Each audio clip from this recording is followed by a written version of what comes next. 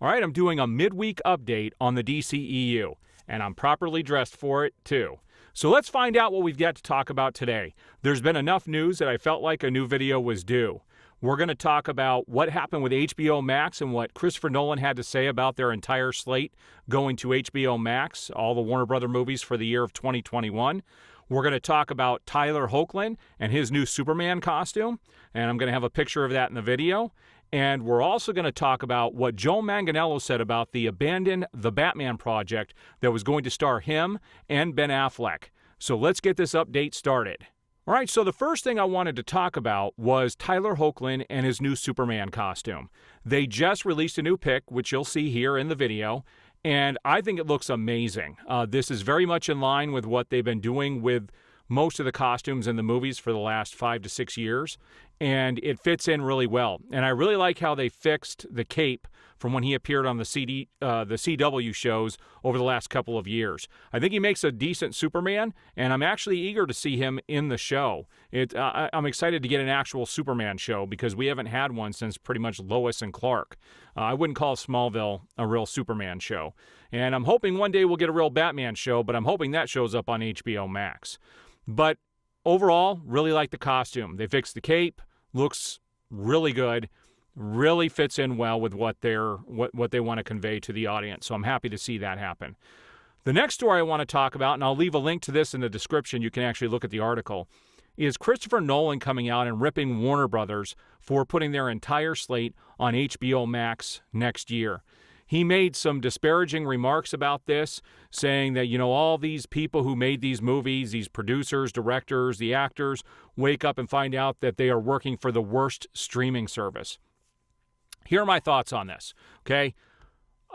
To Christopher Nolan, I'm sorry, you did an incredible Batman trilogy, but I got to tell you, suck it up, buddy. Hollywood has to release films to keep people interested, and Hollywood is not immune to what's happening. There are entire families that are losing their homes, their livelihoods, and everything because of this virus.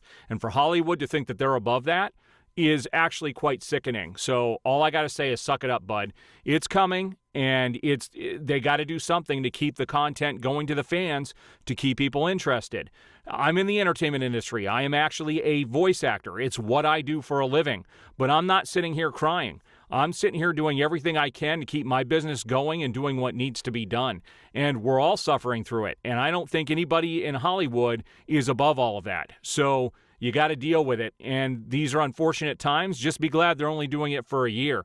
We're going to see how that changes the landscape. But there's going to be a lot more news in regards to HBO Max and Warner Brothers coming up. They've got 17 big-name movies that are going to be released in theaters and on HBO Max the same day coming up next year.